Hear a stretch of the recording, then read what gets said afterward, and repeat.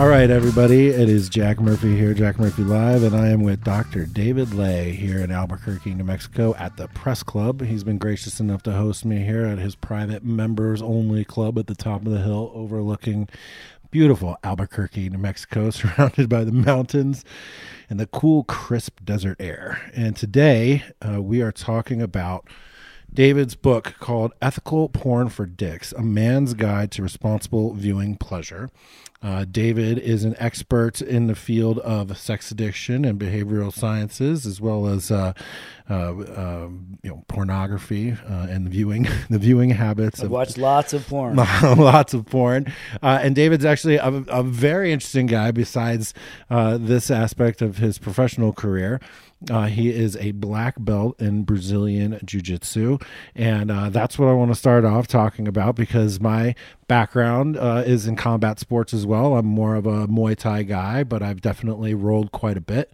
I was under the family tree of Team Lloyd Irvin over there on the East Coast, which, you know, Lloyd has sort of a shady reputation at this point in some respect, but he turns out some real true killers. There's no question about it. And I love rolling and getting on the mat. So let's talk about that. David, thanks for having me. And, tell me, how did you get into jiu-jitsu?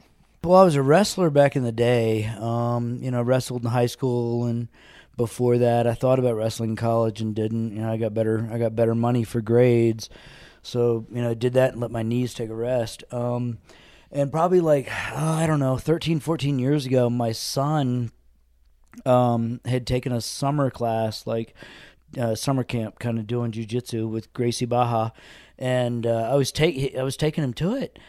And I said, "Whoa, dude, this looks like fun, man." And I said, "Would it be okay if I tried this?" And he goes, "Yeah, that's cool, man." So it was the best thing he and I ever did. I mean, I think there's something really healthy, like daddy gorilla stuff. Yeah. Choking out your son. Oh my God, that's incredible. I had no idea that it was about father-son thing. Yeah, that was how it started. And oh man, this is the kind of thing that my guys need to hear. I mean, this is how you form a real good relationship with your son. Teach him the physicality of combat sports. And that's one of the things I say. When do we get to be aggressive in this kind of healthy sort of, accepted way? There's not a lot of places of that. I wrote this article on Psychology Today about, the psychology of Brazilian Jiu-Jitsu. And that was one of the things I talked about, just some of the reasons why this, kind of feels addictive. I think addictive, language is bullshit and taken too far, but we'll get to that. Yeah. But for he and I, to be able to be physical with each other and roll around, and then for me to be able to dominate him and show, this is how you do that, and this is how you do it safely, it gave him a tremendous amount of respect for me. And then, he became a guitarist and a musician and, started chasing girls, and he had better things to do, and I just kept doing it. And how long did he stick with it? He got to blue belt, so I want to say he did it probably 4 or 5 years, maybe. And that's the great thing about jiu-jitsu is that you do not get handed blue belt, man. It is no strip mall taekwondo belt factory. Yeah, I've been here for 6 months and I got a black belt. Yeah, I mean, with 3 stripes. That's right. And I just kept doing it. And the neat thing is that Albuquerque is like this. Oh my God, this hub, Mecca. Famous, world famous. Yeah, I mean, we, because of the altitude, we're a mile high, and then we got Jackson Wink here, and and they've talk about that for a second. They've got a stellar, school, and Greg Jackson. Yeah, Greg Jackson and Winkle John and talk. Who are some of the guys that they've trained? Oh, I mean, well, they got Holly Holm there. She took down Ronda Rousey. Right. We all saw that, and John Jones, who's got his complicated life, and Diego Sanchez. Yeah, Diego Sanchez. I roll with him a lot, and Cowboy Cerrone. I roll with him a lot. He's got a fight actually this weekend, and he's kind of at odds with Jackson Wink right now. They've got some kind of bad blood going. But this is a place where people come from all over the country, all over the world to just come and train, even like get ready, pre-fight training camps, etc. Yeah, and so the neat thing is, I mean, I'm I'm a Gracie Baja grappling guy. I mean, I do not take hits very well. I don't want to be. You don't like striking. I don't want to be hit in the face. I don't want to be kicked in the face. I don't want to be spit in the face, man. But I'll choke you out. And so Gracie Baja is very traditional Brazilian Jiu-Jitsu under Carlos and all that, and my lineage is very, very direct, and I got my black belt under Roberto. When did you earn that? It's probably been 3 years ago now. Oh man, congratulations! And it only took you what, 12 years? Probably like 11, yeah. 10, 11, I think, something like that. I swear to God, I didn't think I was ever going to get beyond brown belt, but I didn't really give a shit because I loved it so much. Right. I just kept doing it. And Roberto Alencar is his name's Tusa. He world champ, multiple times, light heavyweight, and I trained under him. And the neat thing is, and he's one of John Jones's coaches, and then I trained under Rafael Freitas Barata, who the Barata Plata is named after him. I don't know if you know that move, and he's one of Holly Holmes's coaches, and so it's we have this relationship with Jackson where once a month we all get together and have a no-gi, just kind of grapple fest, and it's cool because all these just monsters from, like Chechnya. I've rolled with, a couple of nights ago, I was rolling with this guy from Mongolia.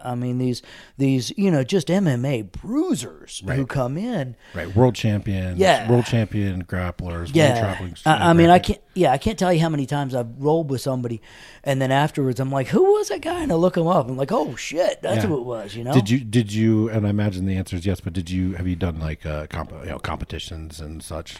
I did the whole competition tournament circuit back when I was a kid, and I just hate losing weight, like nobody's business. And the thing is that, to be a good competitor, to be a good tournament kind of guy, you got to walk in with this confidence. I know I'm gonna fuck everybody here up, and ain't nobody gonna take me down. And the thing is, I'm a psychologist. I know how I know how empty that confidence is. So I can't walk in to a tournament without thinking, damn, if I mess up this round and I lose by 2 points, I'm out $300 for this tournament fee and all this. Is this really worth it?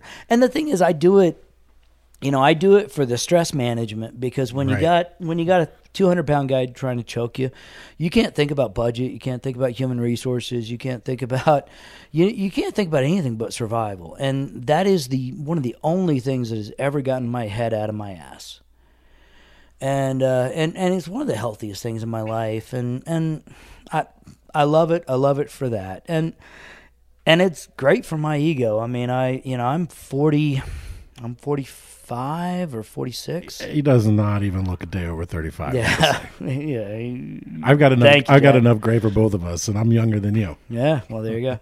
And and I'm this kind of little older dude, and your listeners can't see, but I've got one hand. I was born with one hand, and so these fighters come in from all over the world. We get on the mat together, and they're like, "Yeah, who's this guy with one hand?" And then I choke the shit out of him, and I use my arm to just beat him up. And jiu-jitsu is got so much to do with grip, right? Yeah. Like grip around the collar, grip on the gi, grip on the sleeve of the gi. That I can't even imagine what it's like not being able to grab with both hands. Well, see, that's the funny thing. So the rule in jiu-jitsu is that you can't put fingers inside the sleeve, right? Okay. Well, my arm ain't got no fingers on it, baby. And so I can put my arm inside your sleeve, and I can get a grip like you've never seen. So it's an advantage. Yeah, and I hope nobody listening here is going to come fuck me up with this, but most guys who roll with me, the first time they roll with me, they think my arm's a disability, and then the second time they roll with me, they think, damn, this isn't fair. You've got an advantage. Got it. Yeah. Got it. So one thing that I always, I work with a bunch of guys that are looking to try to find their way in life and trying to, whether it's coming out of a bad marriage, whether it's breaking up with a girlfriend, maybe they never even had a girlfriend, maybe they trying to figure out how to make more money. It really all comes down to like getting their mind right. Yeah. And the first thing that I always tell guys is like, look, you gotta get your ass in the gym, right? It seems pretty simple, but not everybody's doing it. And then I especially recommend like combat sports. Like find a gym, and I tell them, I'm like, look, they have whole programs where the concept is get fit without getting hit, right? Like you can go and you're not going to get beat up, and you're not gonna be hassled, and you're gonna find a community. So what I always try, and I hope you're gonna back me up on this, what I always try to, man, you're on your own. What I always try to explain to guys is that when I first picked up the phone to call the local MMA gym to be like, just inquire, I was shitting my pants nervous because I had this idea that everybody there was going to be some sort of badass killer, and they were all going to be like arrogant as fuck, and they were all going to want to, just like bully you around and be all full of ego and everything. But I found the exact opposite to be true. Yeah. And I found that there was a real absence of ego for the most part. And I was wondering if that's been your experience, and if you can talk to sort of the camaraderie, the community, and sort of the whole experience of the brotherhood and sisterhood, but, the community of a combat sports, community. I travel a lot for business, and I take my gi with me. And I've never walked into a school where I wasn't absolutely welcomed, and, sometimes I think maybe I should travel with a purple belt instead of a black belt, see how that goes. And maybe I wouldn't have such a target on my back because everybody's, oh, is that a real black belt? Did you get that on eBay, But, I will disagree slightly, Jack, and I'll say that, sometimes folks with ego, they do walk in, and the thing is that they get humbled pretty quick, right? Yeah. My professor, one time he told me, he said, David, you're one of my snipers, and I'm like, what? And he said, yeah, when folks come in, you're one of the guys I send at them so that they learn real quick. We got a solid school here. Right, exactly. I mean, dude, come on. If an old dude with one hand can tap you out, whoa, you got some stuff to learn. Yeah, no doubt. And I had worked my way up through the ranks at my Muay Thai club, and I became sort of that same guy. Yeah. And it was also because, being ring experienced and being, have a ton of mat time, I also know how to calibrate too, right? Yeah. So you can feel the guy out, and if he needs a little lesson, you give him a little lesson. If you need to bring him along, you bring him along. And man, I always relished that part. Yeah. That part. It was so much fun. And that is some of that kind of camaraderie. I mean, again, there's not a lot of places in the world today right now, especially in the States, where guys can be, aggressive with each other and challenge each other, push each other to the limit, and then walk off the mat, and this is your best friend. Yes. I mean, this guy that you were just trying to choke into unconsciousness is talking to you about how awesome that was. Right. I mean, literally, I choked this one guy out, and he passed out, and I crapped my pants. I thought I broke his brain. and then he 5 minutes later he was telling me, wow, that was one of the most amazing experiences of my life. Totally. There's not a lot of places for that, and one of the things I like about the combat sports, about martial arts and Jiu Jitsu and everything is just that it's one of the places where being masculine, being aggressive, being dominant, is allowed and encouraged and safe, and positive, right? Yeah, and these are all reasons why I recommend guys get their ass down to some sort of Muay Thai or Jiu Jitsu, right. And you can do I will admit Muay Thai is more of a young man's game. I mean, just the recovery time. The cardio, holy crap. It's not for me, man. The cardio is on a whole nother level. You can be doing CrossFit every day and like try to do like 5 rounds of Muay Thai, and it's like a whole different experience. But the recovery time of, just getting bashed. I mean, Muay Thai is like a war of attrition in many ways. Yeah. But there are guys you can roll well into your 40s and 50s. Hell, they even have like the senior circuit. That's right. There ain't no senior circuit for Muay Thai. Dude. Yeah. That's when I'll start competing. When I'm like 63 and there's only like 3 of us left. Yeah, I did an Ask Me Anything on Twitter the other day, and somebody asked me, what was the worst fight you were ever in your life? And I'll tell you, street fight or sanctioned ring fight, nope, it was training sessions with my own sparring partners. Right. And because those guys put it to me like nobody ever. They pushed me to the limit like nobody ever. I've never been challenged physically as I have been in a fight camp and training camp than I ever was in the ring. I never lost in the ring, but I was just amateur. And on the street, nothing. I mean, I had my arm broke right in front of my face. I still have 7 pins in the plate in my forearm. And dude, the guy took me to the emergency room, and we're still brothers, right?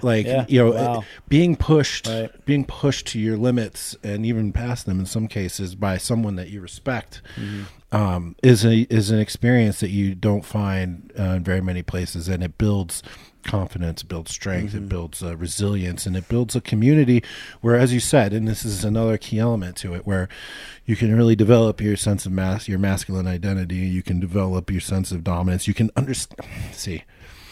understand that hierarchies aren't necessarily a bad thing, and that we all fit into a place in the hierarchy. And you know what? It's okay. Yeah, it's okay. One of the things I talk about, and I even talk about this in therapy. I'm a psychologist and a therapist, and I still see lots of patients. And one of the things I really learned in Jiu Jitsu was being in a bad place and being in a position where you're weak is survivable. And I think so many of us go through life and we try to avoid ever being in a position where we're not dominant, where we're vulnerable. And what I learned from jiu-jitsu and from martial arts and being in these, was that I could be in that position and survive and be safe. Right. I learned the confidence to where I could put myself in a position where I was very at risk. And yet I had the self-belief and the skills to survive that and get out and maybe come out even better. And well, definitely. That's an essential life skill. Right? Absolutely. Well, yeah, I agree, Jack, but I don't think I'm not sure people are learning that. I mean, oh my God, it's the exact opposite in our culture today. Yeah, I mean,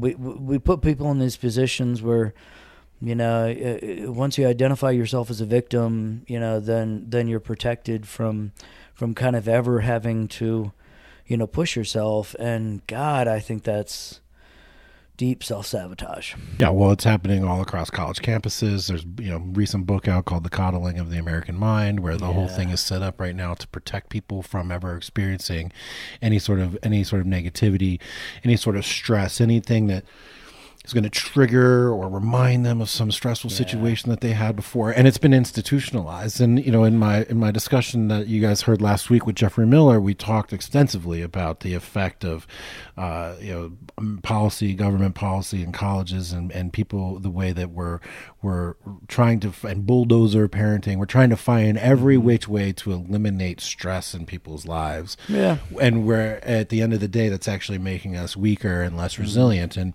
again, another reason why I tell guys to get your ass down to the gym. And I'll tell you honestly, I found through yoga a very similar experience of putting yourself in a stressful physical situation, be it a bend or a twist or some sort of position that's uncomfortable, that's pushing your body to the limit, where you have to then hold it, and then you learn how to breathe through it. Yeah. And you learn how to breathe through the stress. And I've actually found that yoga translates really well to jiu-jitsu. And I know a lot of guys that do yoga and find this same connection very well because of the way you have to calm your mind, right? Because, man, you can be in jiu-jitsu, you can be all stacked up and twisted up, and you have to take a deep breath and exhale and like really just clear your mind, which is something that we need to be able to do all the time. Yeah, sit there and live through it and see what's on the end. I mean, I wrote this piece on Psychology Today. Yeah, I write a lot, and it was on. Not just a meathead over here. Yeah, well, yeah, I guess. I don't know about that, but I wrote this piece called on victimhood culture, and it's interesting. I wrote this piece a few years ago, and it was apparently pretty significant because it's just this freaking blog post, and it's been cited now in academic journals, like, I don't know, 15 times. Nice. It's just this, off the cuff. But I talked in it about, we've kind of created this situation where the only kind of safe thing, if you're accused of being an abuser or a monster or whatever, the only safe thing is to say, well, I'm a victim too. And you see this all the time with, this guy was abusing people. And then he comes out and says, well, it's because I was abused, and we've got this just, my victimhood trumps your victimhood, and it just goes on and on and on. And I, as a therapist, I mean, when I work with people, who've suffered traumas and victim, experiences and everything else, the job is learning how to define your life differently. The job is learning how to say that experience happened to me, but is not me.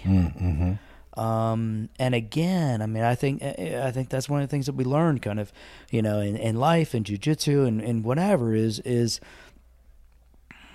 I can survive this. And unfortunately that's one of the messages in all this kind of victim culture that I really worry about, because when we tell people that your identity is as a victim, that becomes all that they are. It becomes their currency as well. Yeah. Becomes your currency in life, and then there becomes a competition.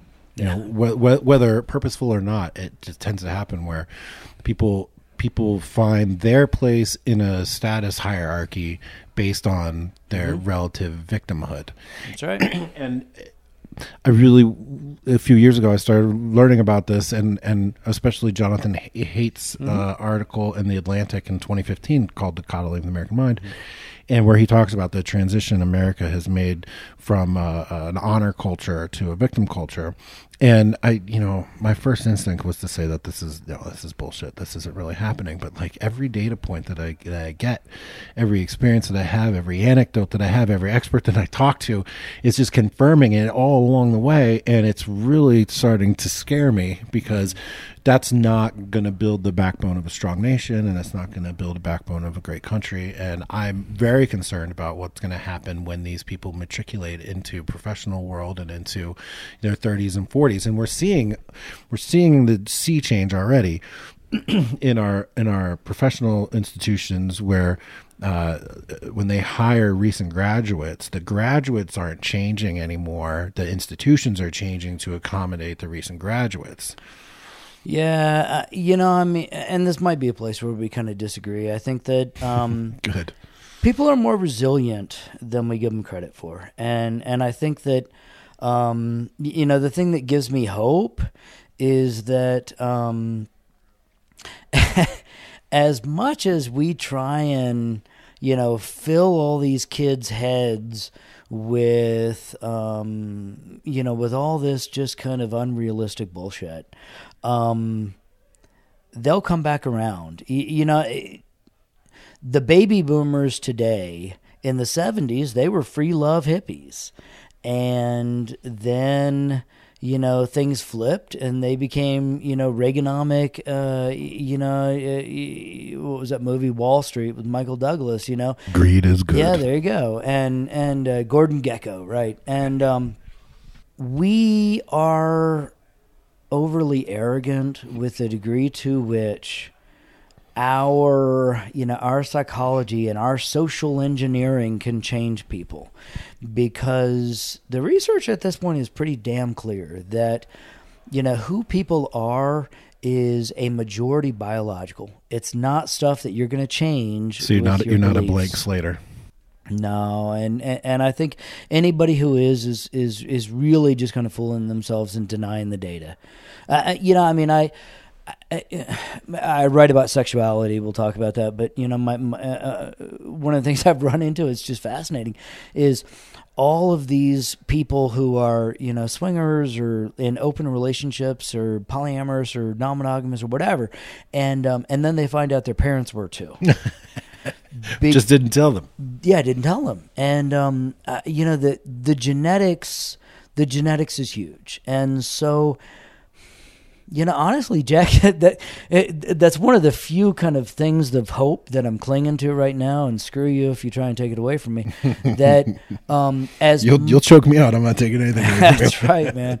You're what, 6'4"? 6'4", right? Yeah. But I ain't no black belt in Jiu Jitsu. Yeah, it was designed for the little guy to beat the big guy. Yeah, I know this. Yeah, one of the highlights of my career is multiple times tapping out this dude who's 6'8", 300 something pounds. Yeah. Well, I'll take his word for it. Yeah, right. But we can't change people as much as we really kind of think that we can. And so I think that, we got this blip right now, and in a lot of ways, I think it's good. I mean, I think the more we can move to, kind of non-judgmental, non-shaming kind of approaches, the better, especially around issues like around gender and sexuality. But I also kind of think that, people are people and humans are humans, and this stuff is the wave is gonna crest, and then people are gonna come out of it. It's interesting. I've often wondered to what extent there's going to be variability in behaviors versus variability in our communication about those behaviors. And I think that you really nailed it there when you said that, maybe our parents' behaviors were just a little bit more, well hidden. Yeah. And there's definitely a trend these days to be much more public about your sexuality, about your gender ideas, about how you're living your life, your private life in the bedroom and whatnot. And, in the circles that I run in, I'm definitely probably the most sex positive guy that's out there writing in my sort of sphere on the internet.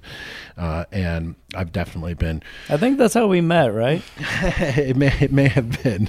I don't remember exactly, to be honest. But we definitely cross paths on Twitter and talking about sexuality and masculinity. And it's been an experience for me to be in this world that's like sort of a combination of like traditional mindsets, but also like pickup and game and red pill philosophies, and like and like how people are squaring all of those things, and squaring like notions of guys seeking out multiple partners and women seeking the best partner, and like how we're squaring that with modern relationships. And I think to the extent that we can talk about things more openly and more honestly, I think it's better for everybody, and will allow everybody to sort of make their own choices. And my conversation with Jeffrey Miller was very much on the same vein in terms of sort of being accepting of people's lifestyle choices, but also then being highly critical of people who are critical of people's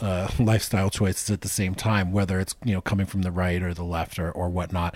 I've always been somebody that believes in live and let live, and as long as whatever you're doing isn't harming me or anyone else, then I don't really give a shit what you do. Right. And I think that there's some of that's really, really missing today.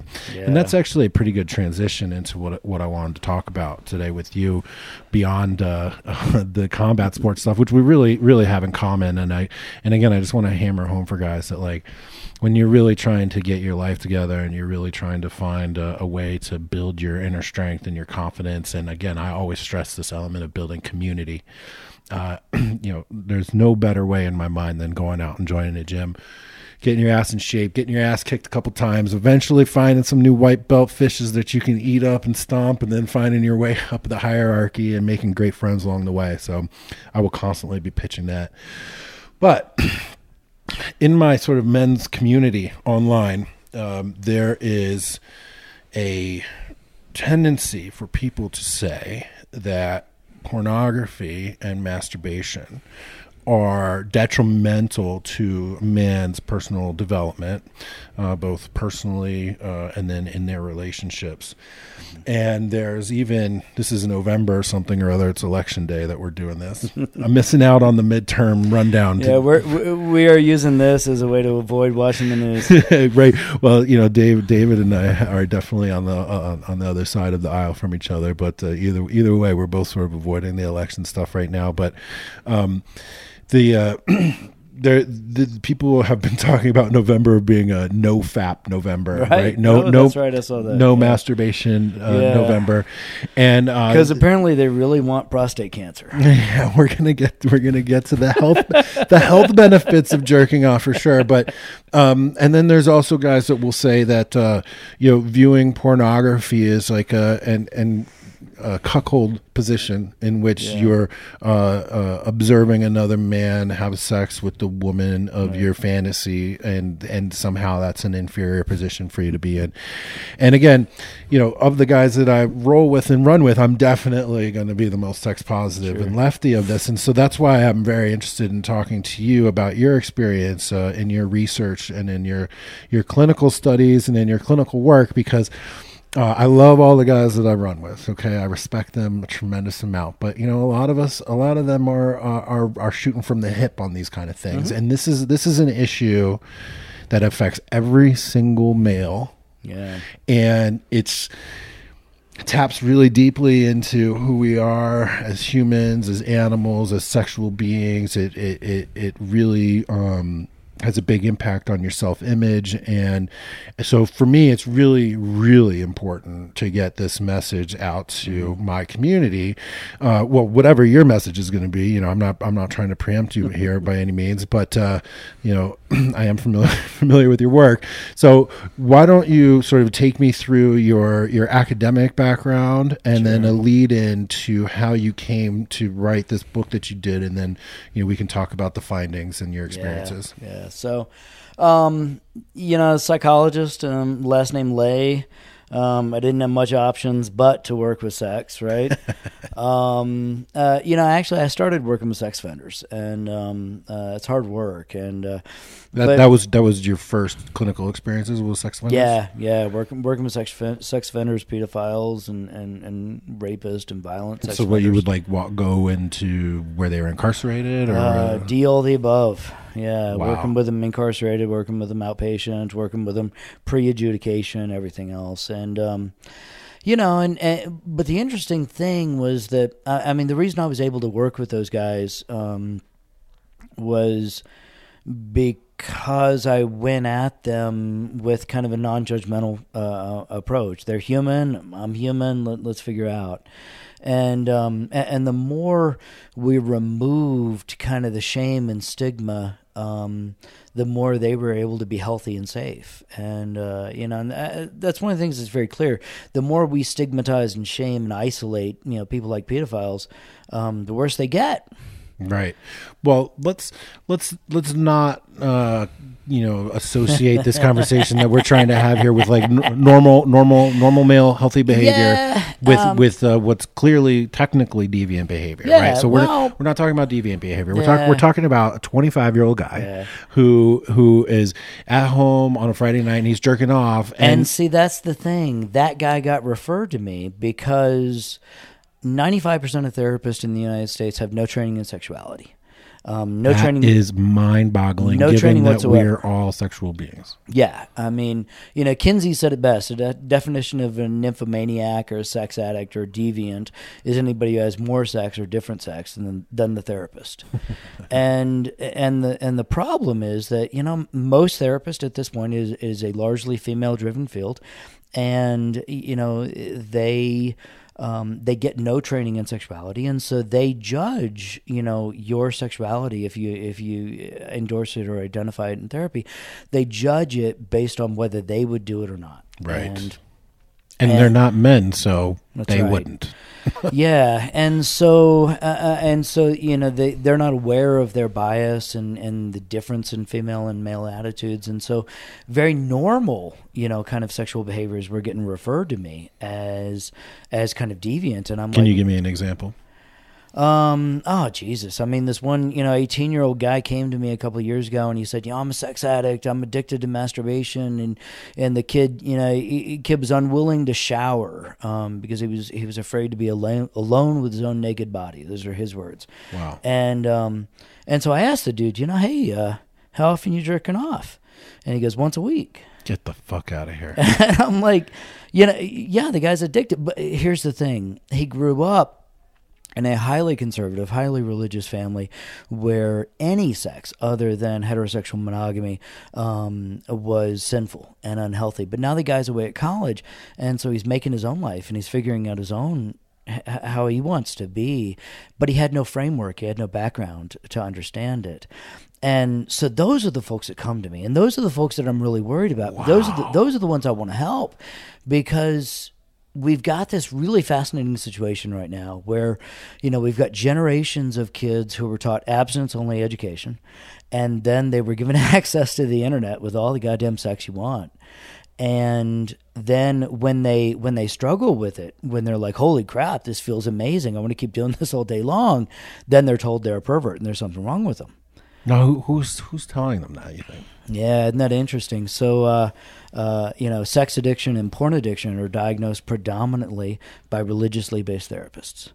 And, what we have right now is this, we have this kind of sea change, this battle between changing sexual values and conservative, largely morally driven folks who want to preserve very restrictive, constrictive sexual attitudes, that only, heterosexual monogamy, for instance, is acceptable sexuality. And they're seeing the world change. The sexual values are changing almost on a daily basis. And they're really concerned about that. And so they're doubling down, and they're doubling down largely, around pornography, because what pornography does is pornography offers an outlet, largely to men, but to increasing numbers of women, to enjoy or pursue sexual experiences that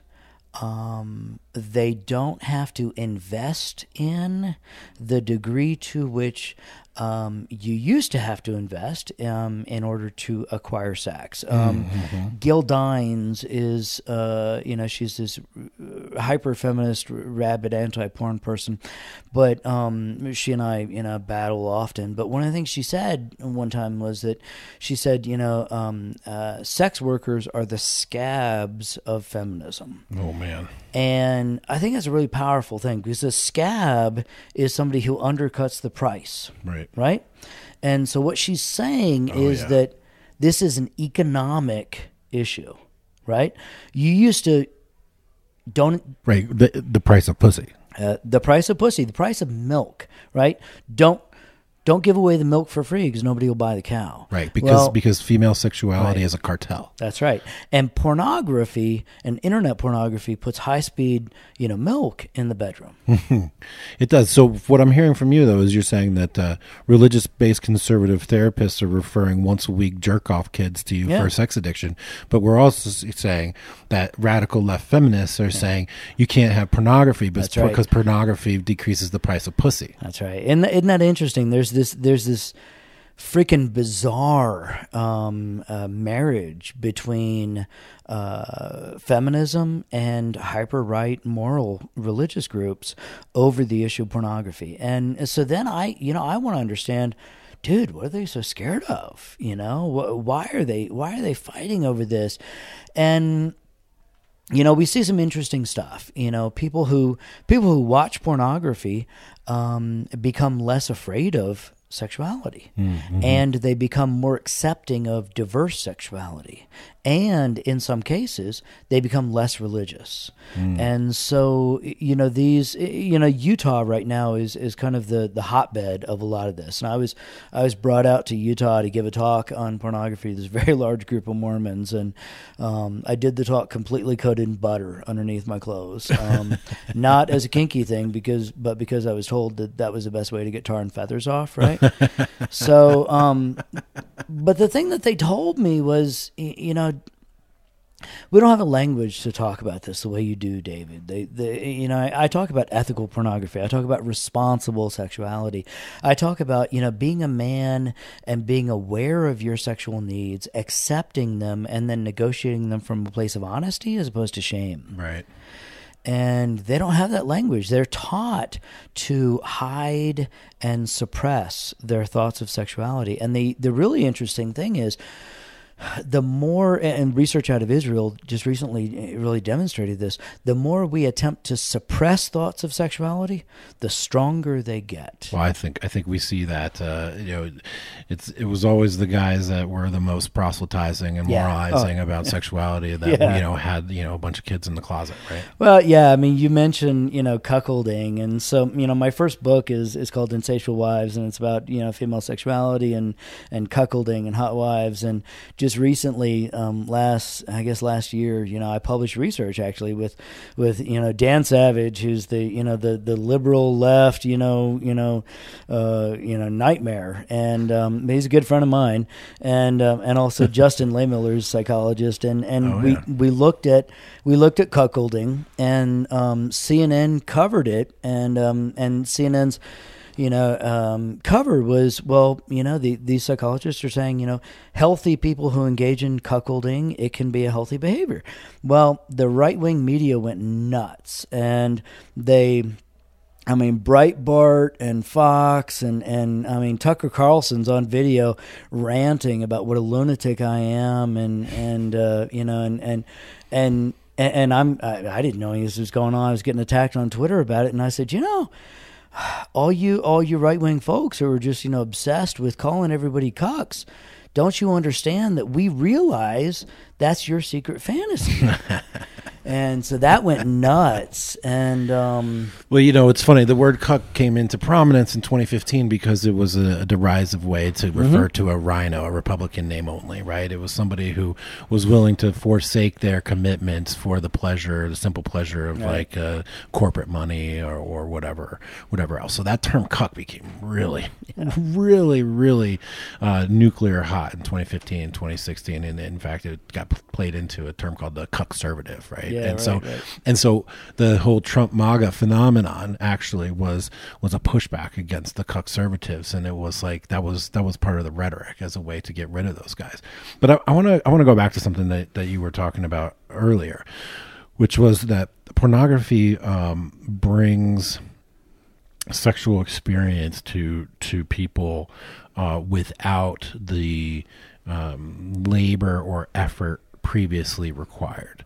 Now, I think that this is actually the crux of the argument within sort of my community against pornography, in that if you're a guy that doesn't have a satisfying female relationship and you're heterosexual, if you don't have a female relationship, you're not satisfied with, how frequently you're getting laid or having a loving, committing, intimate relationship, that it takes practice and it takes effort and it takes getting out in there in the field and winning or losing and trial and error, and that masturbating to pornography is a way to,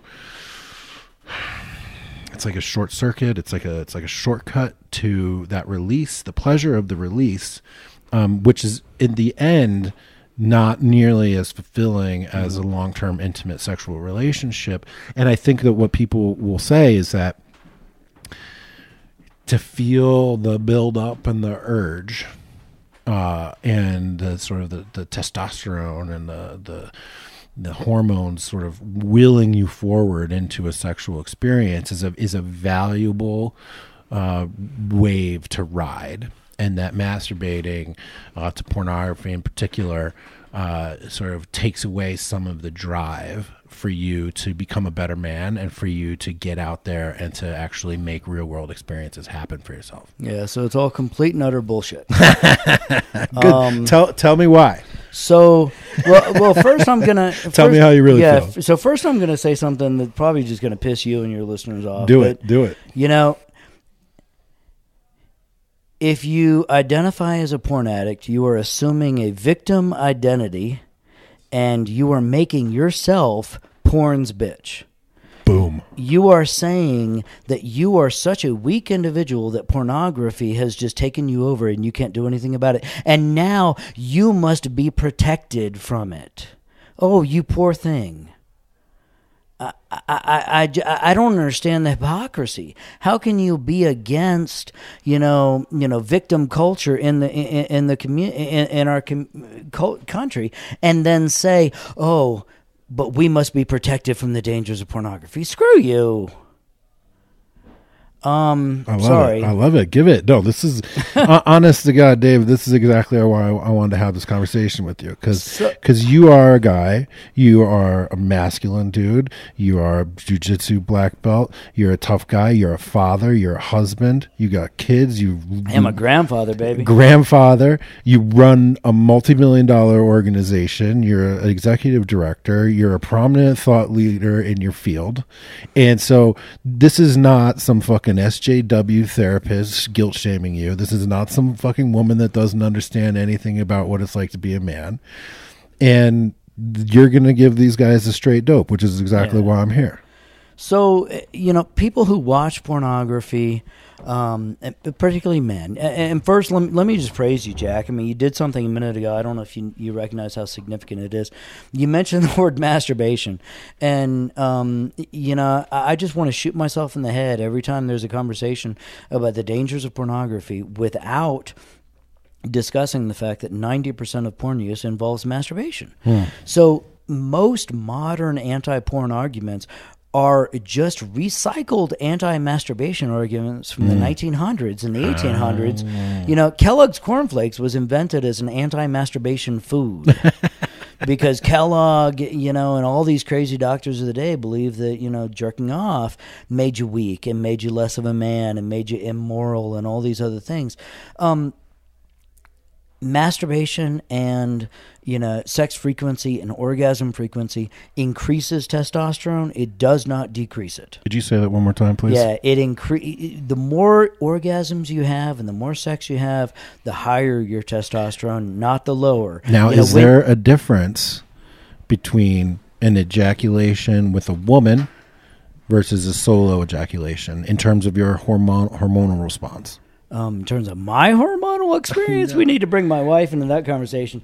There ain't a lick of science that would support that. Now, I think I would love to see research that examines whether the brain chemistry or the brain electronics, brain electrical responses look different when you're masturbating to pornography versus when you're masturbating to fantasy versus when you're masturbating with a beautiful girl sitting in front of you. Right, exactly. I would love to do. I'd be a subject for that research. I can give you all three if you'd like. Give me 10 minutes, but no research exists, and so what there is lots and lots of hypotheticals, lots and lots of there's these. There all these self-declared experts online who are these pseudoscience snake oil salesmen that are telling you that, masturbating to pornography changes your brain and that porn changes your brain. And what there is, what there may be is a learning effect. Because what happens when we watch porn and when we masturbate to porn is that, kind of as you said, it's easy. You don't have to work at it. You don't have to focus on your partner's needs. You don't have to manage your needs. The internet is easy to turn on. Just push the button. You don't have to buy it dinner. And it's the internet has orgasms very, very easily. Real life is a little more complicated than that. But here's the thing. Porn is fantasy, just the same way as, the Marvel superhero movies are fantasy. We watch fantasy as a way to escape from some of the challenges and the work that reality is. The problem right now is that we have all these people who were never taught what reality is, and then they're learning about sex from pornography without any understanding that this is fantasy. And so, I see lots of guys who, they watch porn, and in porn, lots of guys come on girls' faces, and everybody loves it. And then the guy comes on a girl's face, and she's like, "What the fuck are you doing?"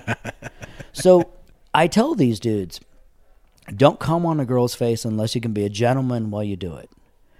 What's that mean? Well, it means that you have to have some respect for yourself and for her. You have to have talked about it with her. You have to have some idea of whether she wants you to ejaculate on her face. Don't surprise a girl with that. Don't surprise her. And we're not talking about that. Again, we're not talking about this kind of inherent sort of self-acceptance. I mean, I'm giving a talk in New York City this weekend about masculinity, and this big conference. It's a little challenging. I'm a little nervous about it, but what I'm talking about is sexual integrity, and that sexual integrity in general, and being a gentleman. I mean, are we even allowed to talk about being a gentleman these days? Because, there's almost this assumption that if you're a gentleman, then you're a chauvinist pig, you're a sexist. Oh my God, you're a racist. Yeah. And I want to go back to that. I want to talk about what it is to accept yourself and speak from a place of confidence and honesty and assertiveness. Well, one of my first big essays, and in fact, it's still my most popular essay every single day, was called 4 Ways to Be More Dominant. And in one of the examples that I give is when you go to a restaurant with a woman, before the waiter comes, talk to her, ask her what she wants. And then when the waiter comes, you just tell the waiter what she just told you. Now, you look pretty smooth because you're like, I'll have blah, blah, blah, and the lady will have, she'll have the chicken salad. But you asked, you ordered for her, but you asked her first, right? And when it comes time to come on a girl's face, you can do it, but you talked about it earlier, and she's like, yeah, I'd kind of like you to maybe do that. And you're like, oh, well, I can do that. So that, like, you can be a gentleman, you can be assertive, you can be dominant, you can be in charge, but you can also be respectful about it. And I think that's a really good point. Now, I wanted to circle back to something we were just talking about, which was sort of what the experience like is actually masturbating to pornography in relationship to the real world. And I was thinking about actually combat sports experience because tell me more about your naked jiu-jitsu pornography thing, I'm thinking about visualization, right? I'm thinking about the benefits of positively imagining yourself in a situation, and like what impact does that have on you physiologically and biologically speaking, and like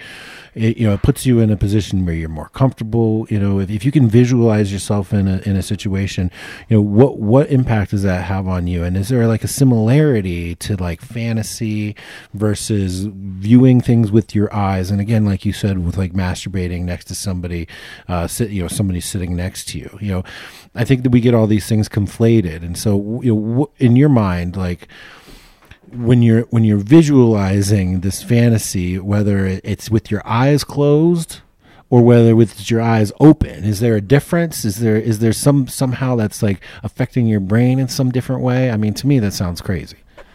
Yeah, Jack, it's crazy. So one of the things that is possibly going on here, and I'm enough of a scientist and a psychologist to say, anything is possible, and here's what I think could be going on, but I'm willing to change my opinion based on data. And that's where you need to be skeptical. If you're talking to somebody or listening to somebody who is telling you that they know, by God, they know, they are 100% certain that this is what's happening, you need to run like a chicken, because they they are trying to sell you shit. Right. And because, nothing in this stuff is certain. Everything is developing. There's so much that we don't know. So one of the things that might be going on is that, pornography offers the ability to masturbate to sexual fantasy made external. Pornography is nothing more, nothing less than our sexual fantasies made visible on video. And now, I think somebody might argue that it's actually working the other way, in that the variety of pornographic material is actually influencing people's fantasies. What it's probably leading to is actually diminishing of fantasies. Is that because you don't have to fantasize, you don't have to work in your own brain to get turned on. You just turn on the porn. Now, the question is, what if there was no porn? All of a sudden, if the internet ended, if you were all of a sudden stuck on a deserted island, and you had all the coconut oil you wanted but no porn. And you've been jerking off. I know a guy who has never, I know many guys actually, who have never masturbated in their entire lives without pornography. This one dude is an artist, and if he couldn't find pornography, he would draw a picture of a naked woman and then jerk off to it, which is brilliant and creative. Now, if that guy was stuck on a deserted island, would he be able to create fantasies in his own mind? Again, I believe in the resiliency of people, and I think over time he probably would, right? Definitely. So what maybe is happening right now is that pornography is leading to people kind of diminishing their own creative sexual fantasies, and they're just kind of adopting or accepting the sexual fantasies that are present in pornography. But we kind of don't know. Yeah. And while we don't know, I think we need to be very, very cautious. Now, one of the other things is that, there's this myth, there's this kind of modern sort of approach that oh my god, the pornography today, the pornography online is harder core and more dangerous, and it's more available and everything else than ever before in history. But I illustrated my book, Ethical Porn for Dicks. I illustrated it with what I call petroporn, and they're naughty, erotic, dirty petroglyphs from around the goddamn planet. Some of them, we're here in Albuquerque, and we got all these petroglyphs just about 5 miles from here. Could you just define quickly what a petroglyph is for some of my guys? So petroglyphs are these rock carvings. Native Americans chiseled them into these rocks, and they tell stories. And a lot of them are dirty as hell. And the interesting thing is, around the planet, there are these cave drawings and rock carvings that they contain everything that modern porn contains. I mean, one of the pictures they didn't include in the book because it was too dirty is a 2,000-year-old picture of a money shot of a guy jerking off and his ejaculate flying. And that's 2,000 years old. Right. So all this stuff has been around forever. In terms of my porn, the kind of the porn I watch, I like amateur porn, and I like really old porn. I like porn from the early 1900s, which is some of the dirtiest. Oh man, porn I thought you were going to say the 70s. Yeah, right. Yeah, from the 70s. Well, that's when I grew up, man. With all the pubic hair, I love it. Well, I think that an argument that people make is that pornography is like, compelling women to behave in ways that they wouldn't ordinarily behave. And I think that obviously based on these petrographs and based on just what I know about women's sexuality through my greater than statistically relevant sample size, is that's absolute fucking horseshit. So I'll say two things there. First, the interesting thing about the history of pornography is that it was historically only accessible to wealthy men. And so that's where things start changing now, is that the internet has democratized access to information about sexuality and sexual material to people who did not used to have access to it, women and poor people. And I think that's really powerful. And I also think that's one of the reasons why when you look at most of the bodies who are actively resisting, pornography and identifying it as a scourge, they are largely these conservative, wealthy institutions who want you to be afraid of sex, right. and they don't want you to have information or access to it. Right. And so they now the other thing is that women are accessing erotic material and pornography online more than ever before. And what I find really, really interesting is that when women access pornography, they do so in a little bit of a different way than men. They are searching for rough sex or violent sex or simulated rape porn at 3 times the rate that men are. So when for sure, so when anti-porn activists and such are saying that, oh my God, we need to get rid of porn because it's causing men to rape.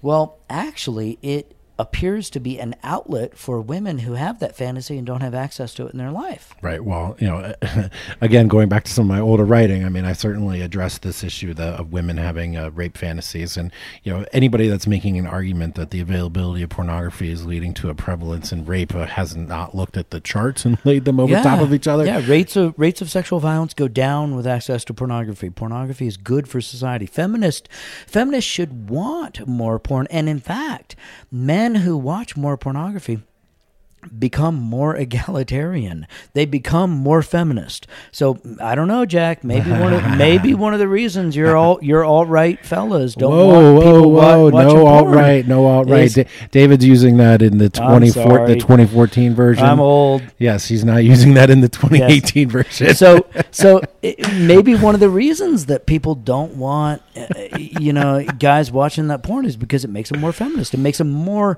accepting of female sexual empowerment. Well, I think ironically what we've pointed out is that men who are anti-porn are working to increase the price of pussy, right? Because they're re-enhancing the cartel effect. Right. And I think that feminists have a problem with sex workers in the same way, and they have a problem with pornography in the same way, because sadly, there's a notion among women that their currency is sexuality. Yeah. And so that's what makes them valuable, and therefore they have to restrict access to it. And so I experienced that personally in my own marriage therapy. 10 years ago or more, I'm in couples therapy, and the 60-year-old woman who's trying to advise me and my wife, who my wife wasn't fucking me. We weren't having any sex at all. And the therapist is like, well, I really want you to examine your feelings that you're having when you masturbate to pornography. And she clarified it, she pointed it out as an infidelity. Yeah. And my ex-wife just couldn't believe that I was looking at pornography and that I was jerking off, and it was just the worst thing that could possibly be happened. And every time that I jerked off to pornography, like 4 times a week, it was a huge grave injustice placed upon her. And of course, all of that is complete and total horseshit. But what it was that it denuded the power that she had by withholding sex from me. And ironically, when we've got guys now who are trying to advise other guys, and what they're saying is don't jerk off and don't look at porn, what they're saying is that, like, they're sort of elevating, which is sort of contrary to the whole ethos. They're elevating this access to sex to a higher level, rather than sort of spreading it around a little bit. Yeah, the research, actually, there's research around all this, and I get in trouble because I talk about the research a lot. But I think that's the way please. Well, that's the way we get to pull ourselves pull our head out of our ass and look at the way the world is as opposed to the way we think it is.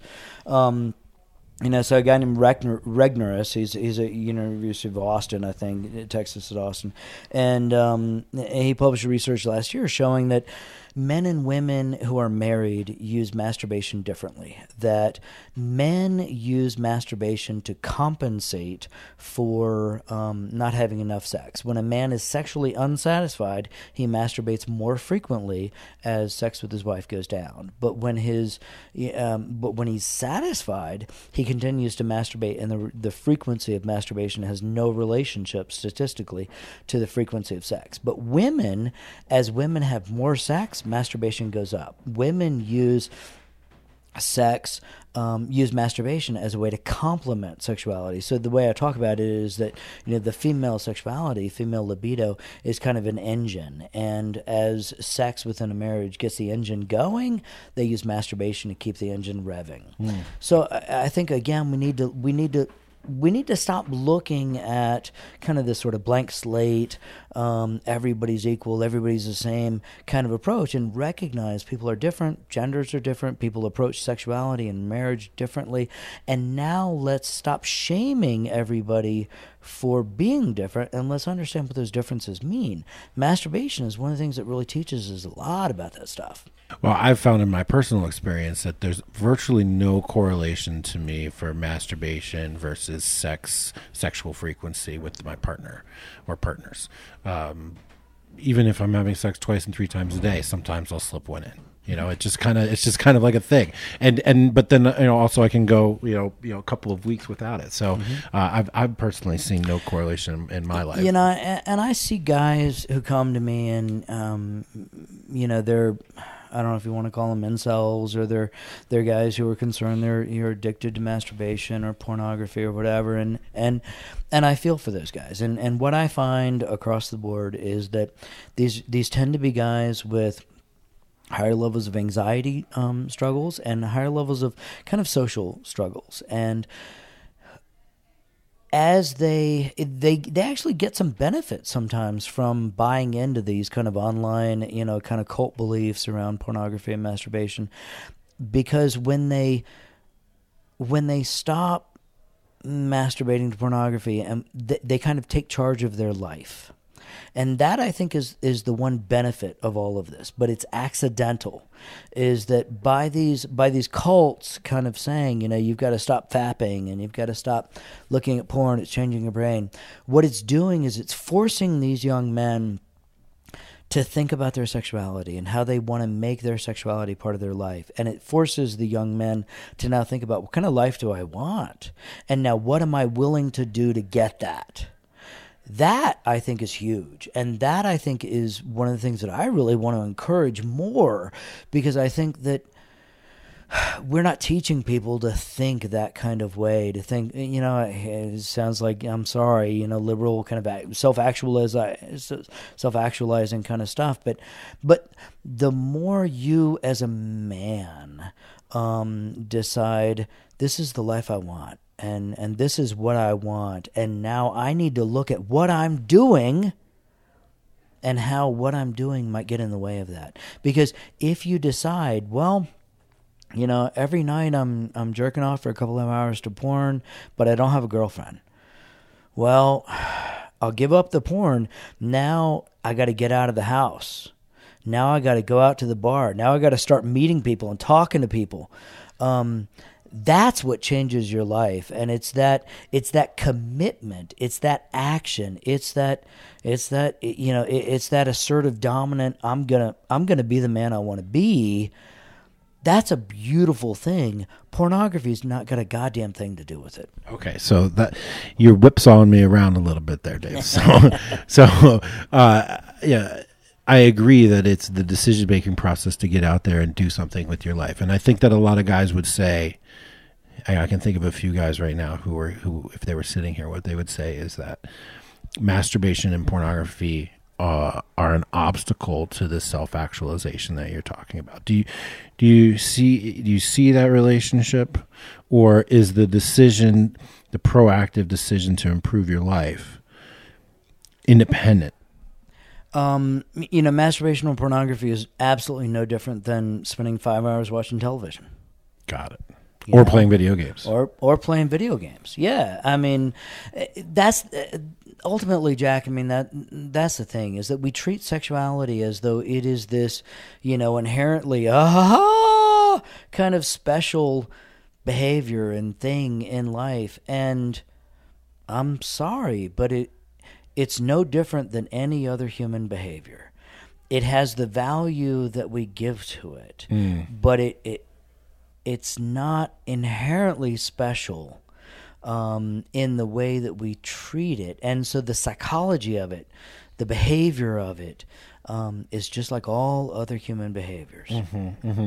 No, When you say it's like all other human behaviors, my first thought is like, okay, well, it's like eating or sleeping or taking a shit or whatever. Or anger. But there's not a hormonal release or a change. Sure, there is. After taking a shit, there's a hormonal release. No, Absolutely. I mean, if we've got time, I'll tell you about some of the best shits of my life, man. That's true. It can change your mood quite a bit. That's right. But, I think that's one of the things. And look, I want to just say that, like, these conversations are meant to explore these subjects. And, like, myself and no guest that I have on the podcast is going to come out here with a hammer and beat you over the head with things. This is about exploring the discussion, exploring ideas, exploring the data. And so,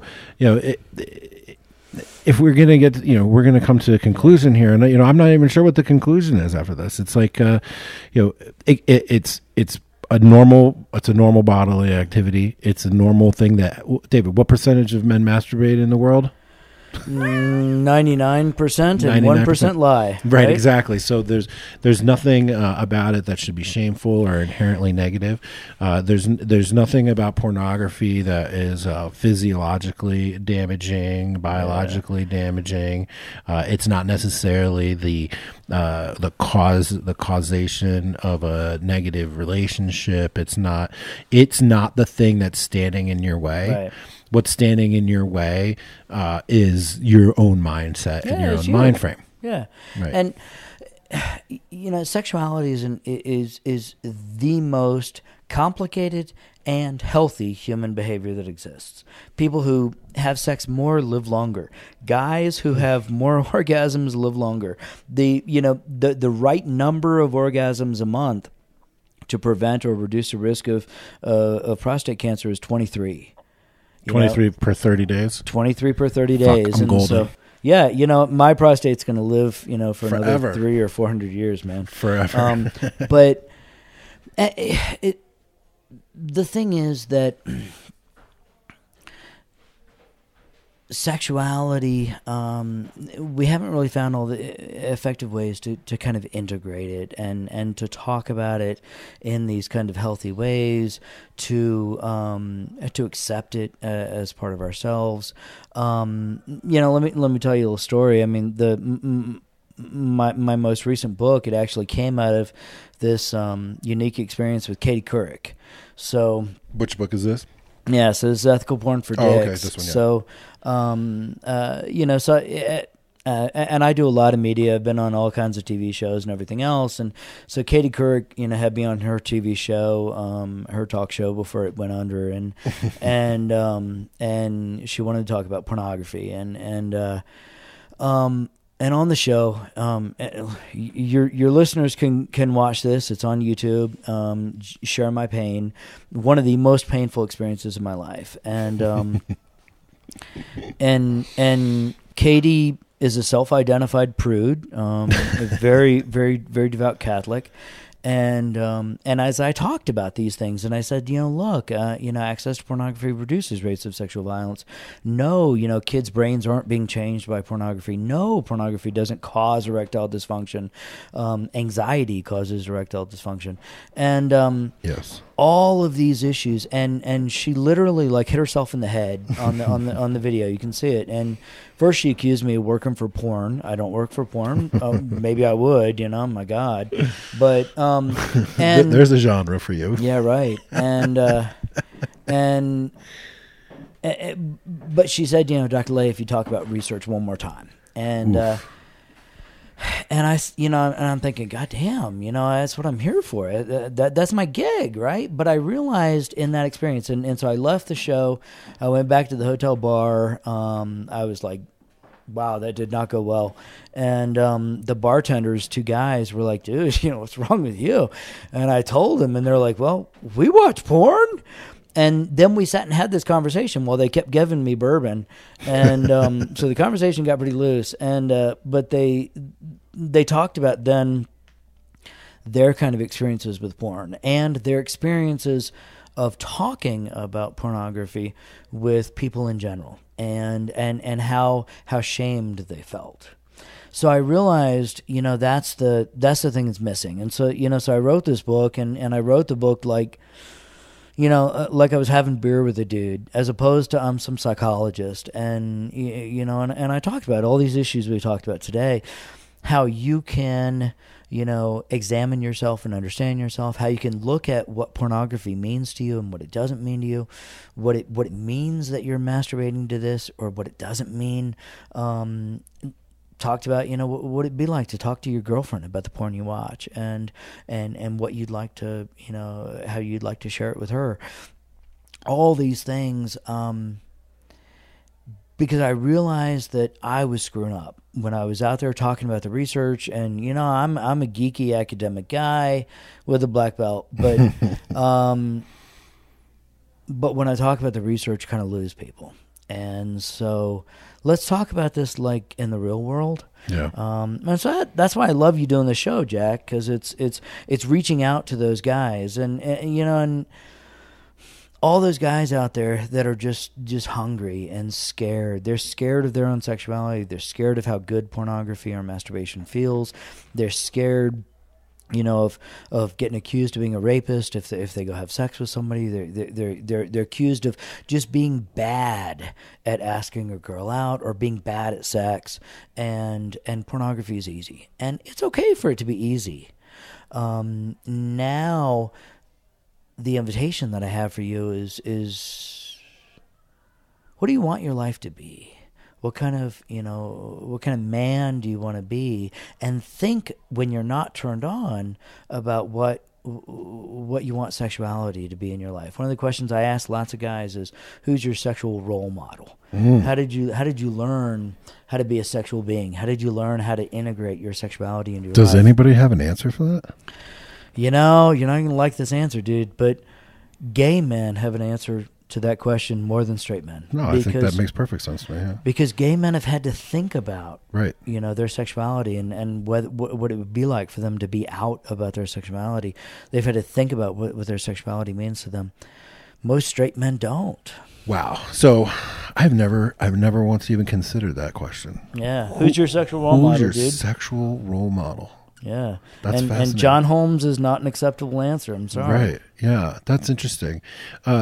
I recently gave a talk at this thing called the 21 Convention. And this is a convention that's been growing now for over, I think, 10 years. And it was in Florida. And there was 300 men there.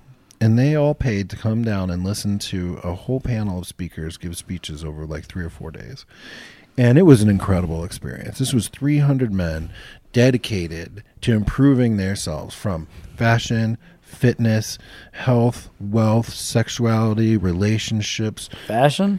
Yeah, fashion. Fashion, brilliant. Yeah. No, like every component. I don't mean to. I'm sitting here in my, torn, stained jeans. Yeah, man. yeah. Between the two of us, I'm definitely I'm the fashion expert here.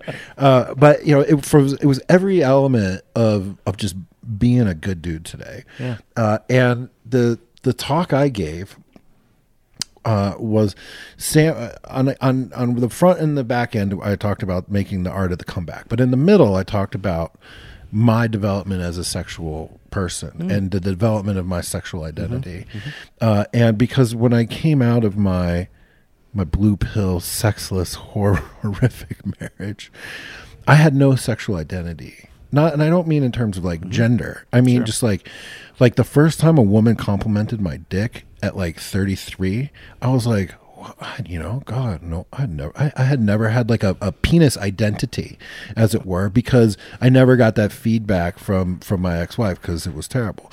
But I gave a talk about like, I set a goal for myself. I wanted to become objectified, for my body. And I wanted to become like a true sexual creature. And so I set out to do that. Like, I set a goal of like achieving this sexual identity. Yeah. And along the way, I learned that I needed to also develop a framework for operating in this new sexual identity. And that's when I discovered this, the Michael Vigorito and Braun Harvey model for sexual health, which I've written about a number of times. And as you ask me that question, who's your sexual role model? maybe I'm going on a little bit of a limb here, but like I feel like I can provide a little bit of that for guys because I've become self-actualized in my own sexuality, and I've also developed a support structure around it and a clear, I call it a moral framework, even though it's supposed to be non-prescriptive and non-judgmental. I call it, I put a framework for my behavior to determine whether it's healthy, and in doing so, I've been able to create the life that I always dreamed of. Didn't even think was possible. Yeah, and to do that, you have to overcome the shame. Yeah, and that, you know, and I had to do that in the middle of the process. That's right. All of my books, all of my therapy, all of my writing is about the damage that sexual shame does. And unfortunately, most of the online hucksters that are selling, you know, your brain on porn or NoFap, they're shaming you for your sexuality. Right. And the thing is that shame makes it worse, and that shame is actually what does the damage. And we can't, you know, be, you know, a sexual being. We can't be a sexual gentleman. We can't be a man of honor without overcoming that sexual shame and accepting who we are. Maybe you're a guy who, you know, really enjoys dominating and kind of, you know, being aggressive with a woman. And if that's the case, well, yeah, you can choose to be an unethical, you know, sex offender, or you can choose to identify that in yourself and then figure out how to do that ethically, which would require you finding a woman who's into that. Right? And they're out there, guys. And they're out there. But nobody says that. Right. Everybody says, "Oh my God, you have those thoughts. You're an awful person. You should be ashamed of yourself." Right. Well, you mentioned Justin Leigh Miller. Justin Leigh Miller. You know, I cited a study that he did that in one of my articles that said, you know, something like 60+% of all women have fantasies of being dominated, whether it's being choked or tied up or having their hair pulled or whatever. Yeah, it's and there are multiple studies on this. Justin's a good friend of mine. He also has an interesting. He's got a great book called, you know, "Tell Me What You Want" about sexual fantasies, and one of the things he talks about in it is the different fantasies that Democrats versus Republicans have, and you know, he wrote a recent piece about this that kind of went viral, and Republicans tend to have fantasies about kind of infidelity, and Democrats tend to have fantasies about power play, which, you know, when you look at what it is that's taboo, what it is that they are identifying as exciting because you're not supposed to do it. You know, the Republicans, you know, highlighting and idealizing monogamy, and then when they're masturbating or sexually fantasizing, they're thinking about violating that. And the Democrats, who are highlighting egalitarian and kumbaya and everybody's equal, and then they're fantasizing about dominating each other, because it's that it's that thing that you're not supposed to do that really turns us on. Yeah. One of the things I wrote that got me in the most trouble of all was titled, "Do Feminists Have Rape Fantasies?" and in there I wrote that even the most ardent feminist has fantasies of being dominated in bed. Yeah. I mean, you know, I gave this talk years ago to you know, a group of it was a conference around prevention of sexual violence, and I gave a talk about healthy sexuality, and I included in it this one, you know, kind of piece about, you know, women who have rape fantasies and feel really guilty and ashamed about it. And I was scared absolutely shitless. I thought I was going to get castrated. I thought I was going to get tomatoes thrown at me. The woman right before my talk had been a woman talking about her experience as a rape victim. And here's the thing. Jeez. She came up to me after my talk, and she gave me a hug. She said, "Oh my God, you know, I've had those fantasies all along, and I've never been able to tell anybody about it because I was scared there was something wrong with me." Wow. Yeah, well, I mean, people have to shame that out of existence. And interestingly, on the Republican fantasy side, in a conversation I had with Jeffrey Miller, he pointed out that a traditional conservative relationship, a monogamous relationship, already has a consensual power exchange in it. in that the man is the leader and the woman is the follower. And I had never really thought of it that way. And so when you say that that the sexual fantasies on a Republican side don't involve that power exchange, it's partially because they're already living a consensual power exchange. Oh, that's interesting. I hadn't thought about that. That's clever. Yeah, I hadn't thought about that either. It's all very fascinating the way that our fantasies bubble up. It's always about the forbidden. Right, it's always about the taboo. It's always about. I see you got me saying taboo instead of taboo now.